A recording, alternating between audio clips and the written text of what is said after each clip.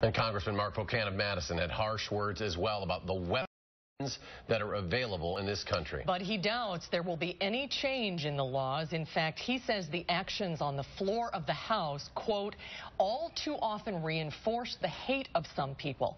And he goes on to say this body is too chicken to address the epidemic of military-style assault weapons because that would upset the gun manufacturers and special interests. And Congressman Pocan joins us now live from the nation's capital. Congressman Pocan, good to see you. Thank you for joining us today.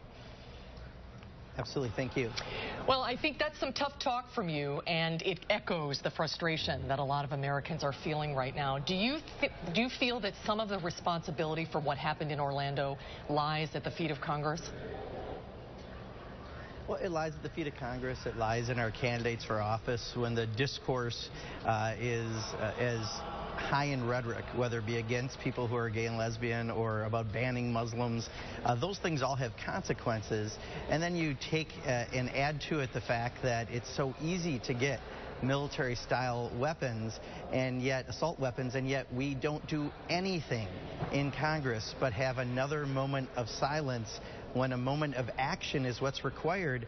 I got to tell you, I wrote that in frustration. It's hard to come to Washington and know you're not going to do anything again when literally thousands of people are commenting across social media. I think it's the highest response we've ever gotten on anything we've put on Facebook. People are really upset. Yeah, and yet at the same time, I remember thinking a few years ago, I had a kindergartner at the time in Newtown. Nothing was done after that. And if nothing happens after 25-year-olds getting mowed down, I mean, not that any group is more significant than the other, but you kind of felt like nothing would ever happen. Well, you're up to 50 people, and what's the next one, and what's the next one, and what's the next moment of silence we'll do on the floor of Congress when we don't act because of the NRA, and we don't act because of the gun manufacturers. And, you know, it's in Wisconsin, we respect hunting rights. We respect the handgun for personal protection. But you don't need a military-style assault weapon for any of those things. That is for one thing and one thing only, mass destruction. And we saw mass destruction again the other night. So it's frustrating to come to Washington and know that we're not going to act and try to go back and explain that to people back home. As you can tell, I have a lot of frustration knowing I'm going into another week of Washington of inaction. You are an openly gay member of Congress, and you are the co-chair of the LGBT Equality Caucus. Can you talk a little bit from a personal perspective about the pain and fear that this is generating right now in the LGBT community? Sure, you know, and I see it, that people are just, you know, afraid. They think we finally made some progress. We have marriage equality, public support is there, and then yet here again we are with an act like this. And you just have to remember, just a couple weeks ago on the floor of Congress, we had amendments thrown that were unrelated to the bill before us to take away the protections for people who are gay or lesbian in employment. You know, it's this sort of attacks that people see and they realize that the fight's not over. And let's face it, we're still debating the Confederate flag in the South. What we have to realize is that the public is with the LGBT community, and we have to realize our struggle is no different than African American struggle, and right now Muslim American struggle. But if we band together and realize that, I think we're all going to come through this a lot better. Hillary Clinton's saying today, bringing back the assault weapons ban. That's been, what, 12 years now? I mean, that's so in the past now. Is there any kind of regulation out there that Democrats are proposing that has a chance at all of seeing light of day? I mean, she's saying bring that back, but again, it's been over a decade. You know, I think we have to force Congress. This is one where I think the people take the leadership, and they are right now. They want change, and Congress, because of the special interests, is going to be much slower to react.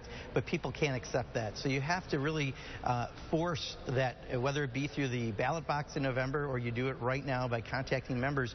We should act on a ban on military-style assault weapons. We should be dealing with people who are on the watch list. If they're not allowed to fly in this country, why are they allowed to buy weapons? And the Republicans are opposing us on this. So I think there's a lot of common sense measures that, again, the vast majority of public agrees with us on. We just have to make sure that they're heard. And again, I think the people lead on this one, and the leaders are really following. It feels like, you know, here we go again. It's this battle. It's this battle between common sense gun control legislation and protecting gun rights. And it doesn't sound like you're too optimistic that we're going to be making any progress on this. Well, I serve in Congress. It's hard to be optimistic. But the bottom line is, we're not saying take away someone's rifle who uses it for hunting. That's a Wisconsin family tradition. We're not saying take away your handgun for personal protection. But you're only using a military-style assault weapon for one thing, and that's mass destruction. And there's absolutely no reason that this gentleman a week ago was able to pick up that weapon and do the damage that he did on Saturday evening. And we have to be able to stand up to that. And I don't care what the NRA or a gun manufacturer says, what's right is right. And we know that the public believe this. We have to get the members of Congress to believe this and get past that petty politics that we're having, unfortunately, to deal with right now. Congressman Mark Pocan joining us tonight from Washington, D.C. I know it's on a lot of the hearts and minds of people in Washington as well. A very tragic weekend in the United States. Mark, we thank you for joining us on this Monday on Live at 4. Thank you so much for your time, Congressman.